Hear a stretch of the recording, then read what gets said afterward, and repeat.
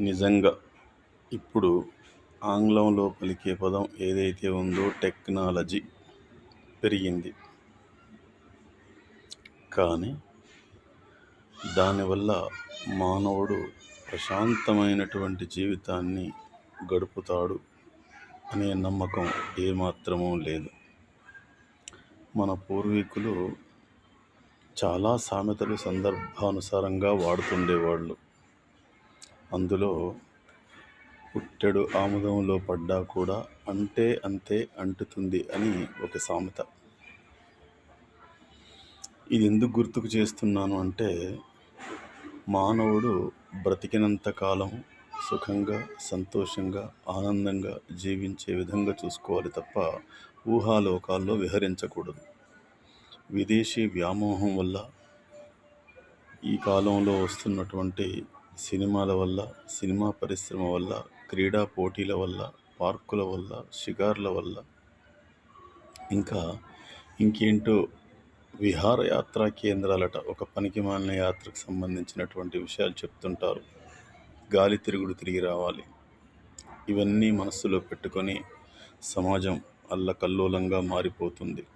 ఎక్కడికి వెళ్ళినా కూడా మన కుటుంబంలో ఉండే ఆనందం, మన వాళ్ళతో ఉండే సంతోషం, మన అనుకున్న వాళ్ళతో ఉండే ధైర్యం ఇంకెక్కడా దొరకదు. ఎక్కడికి వెళ్ళినా సూట్ కేసుల నిండా డబ్బులు తీసుకొని రావాలి, ఒళ్ళు అలిసి తిరిగి ఇల్లు చేరుకోవాలి. మరి ఈ మధ్యకాలంలో ఈ సినిమాల వల్లనో, టీవీ సీరియల్స్ వల్లనో, దేనివల్లనో అనేది సమాజం ఒకసారి ఆలోచించండి. భర్తలను చంపుతున్నటువంటి భార్యల సంఖ్య బాగా పెరిగిపోయింది. ఆశ్చర్యంగా, బాధగా కూడా అనిపిస్తుంది. అందుకే మన పూర్వీకులు ఆడది గడప దాటవద్దు అనేవాళ్ళు. నేను ఆడవాళ్ల మీద వ్యతిరేకతతో ఈ వీడియో చేయడం లేదు. ఎవరి ధర్మాల్ని వాళ్ళు పాటించాలి. బయటి పని మగవాడు చేయాలి. ఇంటి పని, వంట పని భర్త, పిల్లలు, వచ్చిపోయే బంధువులు, ఆడపడుచులు, స్త్రీ చూసుకోవాలి. దీనివల్ల కుటుంబాలు సక్రమంగా ఉంటాయి. భార్య కూడా పిచ్చి పిచ్చి ఆలోచనలు చేయకుండా భర్త ఎంత సంపాదన తీసుకొస్తే అంతలోనే కుటుంబం ఎలా గడుస్తుందో ఆలోచించాలి.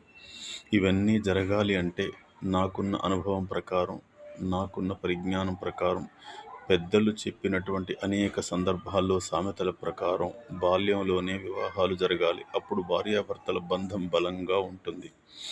తర్వాత ఆడవాళ్లకు వైద్య శాఖలో తప్ప ఇంకెక్కడా ఉద్యోగ అవకాశాలు ఉండకూడదు. భార్యాభర్తల్లో ఒక్కరికి మాత్రమే ఉద్యోగం ఉండాలి. భార్యకు ఉద్యోగం ఉంటే ఇక భర్తకు ప్రభుత్వ ఉద్యోగం ఇవ్వకూడదు. అలా అయితే బాగుంటుంది.